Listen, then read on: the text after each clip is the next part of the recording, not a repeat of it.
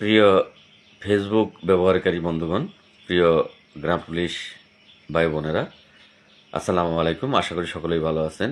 আমি ভিডিওর শুরুতেই আমাদের ছাত্র আন্দোলনে শহীদ হয়েছেন রংপুরের আবু সাইদ, সেই আবু সাইদের আত্মার মাগফিরাত কামনা করে ভিডিওটি শুরু করছি। আজকে আমরা আমাদের যে বাক স্বাধীনতা পেয়েছি, আমাদের অধিকারের কথা আমরা বুক ফুলে বলতে পারছি, তার সবটুকু অবদান যাদের, তারা হচ্ছে ছাত্র সমাজ। বাংলার অবহেলিত মানুষেরা ছাত্র সমাজের প্রতি আসলেই কৃতজ্ঞ। আমরা বিগত সময়গুলোতে আমাদের অধিকার পাইনি এবং অধিকার আদায়ের জন্য কথাই বলতে পারিনি।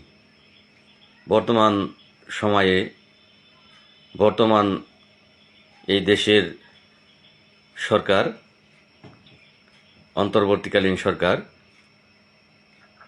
সরকার প্রধান উপদেষ্টা ডক্টর ইউনূস স্যার, আসলে তিনি অত্যন্ত ভালো মনের মানুষ এবং তার সাথে যেই উপদেষ্টা প্যানেলটি তৈরি করা হয়েছে, সেই প্যানেলটিও খুব সুন্দর একটি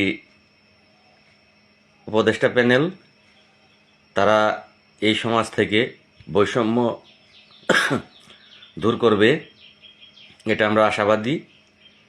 আর ৪৫,৮৭০ জন গ্রাম পুলিশ সদস্যরা চরম বেতন বৈষম্যের শিকার, অবহেলিত, নিপীড়িত এবং নির্যাতিত। বর্তমান সময়ে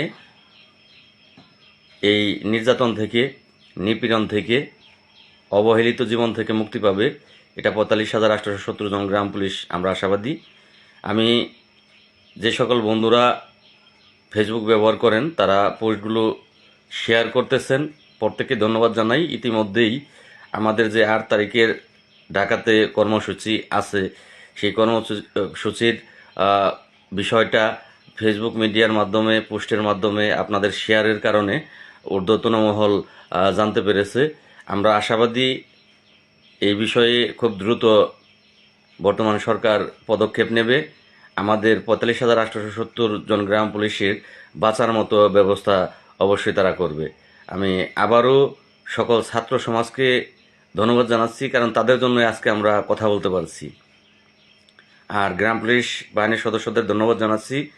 আপনারা বেশি বেশি শেয়ার করে এগুলো দেশের ঊর্ধ্বতন মহল জানার জন্য যে সুযোগ করেছেন, তার জন্য সকলে ভালো থাকবেন। ধন্যবাদ সকলকে। আসসালামু আলাইকুম ওয়া রাহমাতুল্লাহি ওয়া বারাকাতুহু।